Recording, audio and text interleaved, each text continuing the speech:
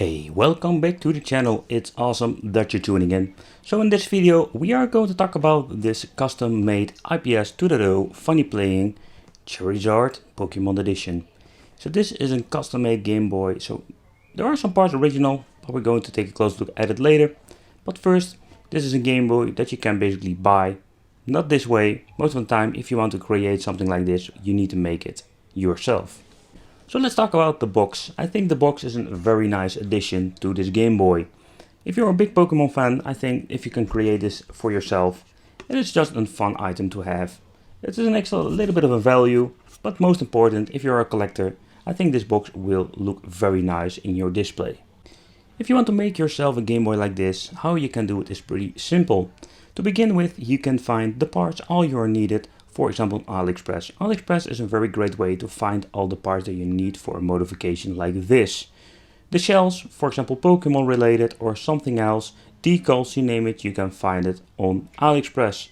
If you want to buy a pre-built Game Boy like this, is most of the time very hard to do, because you need to find somebody who can make these Game Boys for you. The Game Boy itself, what I really like is the combination of the colors. Of course, colors is more like personal taste. The casing itself is a transparent red casing that comes including Charizard decals. What I think is a really cool combination of the blue and the red. Personally, I would love to see this thing in just a red color. Transparent, it looks nice, but still, it would be better to have more like a non-transparent casing. We have the A, B button and all the other functions like the normal Game Boy. There's nothing modified, and the D-pad feels quite nice, to be honest. What makes this Game Boy extra special beside the nice casing? Of course, it's the new Funnyplaying 2.0 LCD display. When you're modifying a Game Boy Advance like this, I think the best way is with the LCD from Funnyplaying. We have 10 levels of brightness, and the IPS display looks just crisp and clear. It has the same resolution like an original Game Boy, so the display itself is just a very nice new addition if you're building yourself a handheld like this. But if you compare this with an older model, maybe you already own a Game Boy with an LCD inside and you are thinking maybe I can get myself a new version, but is it worth it? I can tell you, yes, when you're doing a side-by-side comparison with the displays, you will see that it's a great LCD display inside the first mod, but at the end, when you're looking very close, you can see that it's a little bit less quality and the image is not that crisp and clear like the new 2.0 version. Beside the point, we don't have even the brightness settings. But is this a very nice upgrade compared with the Gamebox? The reason why I'm grabbing the Gamebox GBA SP knockoff, there are many old fake systems out there that already had an LCD inside. But most of the time what I did notice with these fake systems, that the emulation or the, let's say the playback of the games is not exactly spot on like the original deal. And it also has the problem sometimes that the resolution of the displays were not like it should be. But if you're looking at the Game Boy, it's not, let's say, a 100% complete original Nintendo product. But the main board is still original from Nintendo. It's a refurbished original main board, but what I like about this is that you can still have the possibility to play all the original Game Boy games. With, let's say, fake system, you will get the problem that some things doesn't work, like flashcards, original GB classic games and all such kinds of problems. And that I really like when you're building, or better said rebuilding, your original Game Boy Advance within, let's say, new shells and, of course not to forget, the new LCD display. But let's talk about the gameplay. How is the experience compared with the original Game Boy? I can already tell you that the D-pad feels slightly different, but not in a bad way. I really like the D-pad. It's a little bit higher than the original one. It feels a little bit more sturdy, but at the end playing a game is just playing a game on the original Game Boy Advance. If you're going to be extremely picky about it, you will notice it and you will not really like it at the end. But it is what you're going to get with basically China shells or shells that are not original made by Nintendo. There will always be a little bit different quality, and you can especially feel it with the D-pad and the buttons.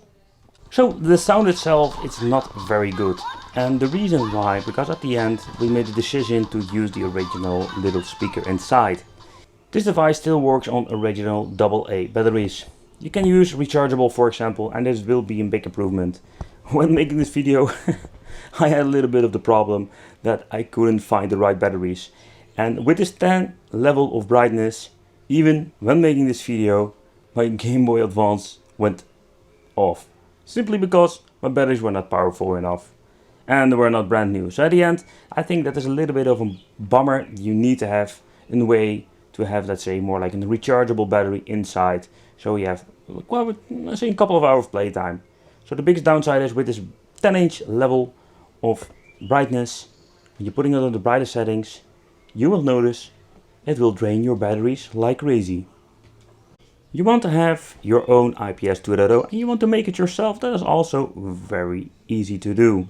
Keep in mind there is some minor soldering needed because you need to solder the wires on the little PCB for controlling the brightness. Because we're going to need the combination of select and the shoulder buttons for you to do that.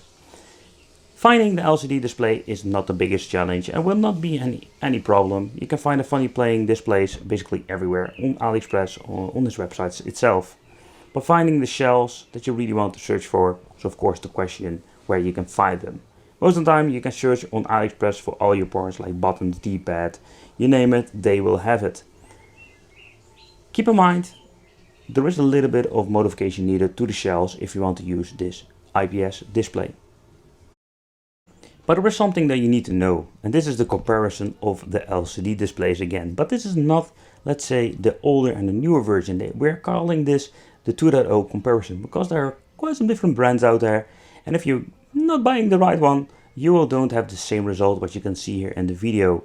Okay, so because of the original mainboard, we have the possibility to use many different things. For example, we can use the original Game Boy Classic, Color and the Game Boy Advance.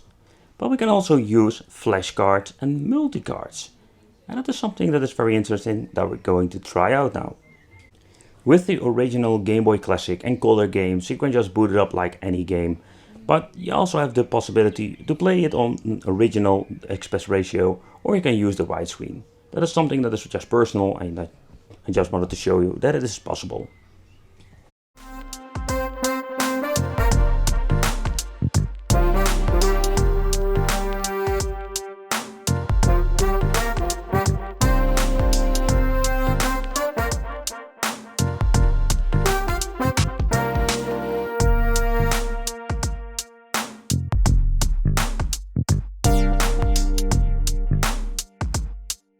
I wanted to show you that because of the original part or the original mainboard, we can still use flash cards. But there is something that you need to know. If you're using a flash card, it will consume a little bit more energy. And that is a little bit of a problem when you're using, let's say, basic batteries or batteries that are already a little bit worn out.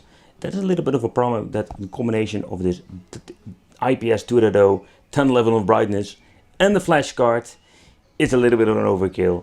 And that is something, again, that you need to take consideration, and we need to find out in the future if we can have a battery pack or something that is powerful enough that we can just use both of these pieces of hardware together for quite some time. Because if you can play it for 30 minutes, that is something we don't want to.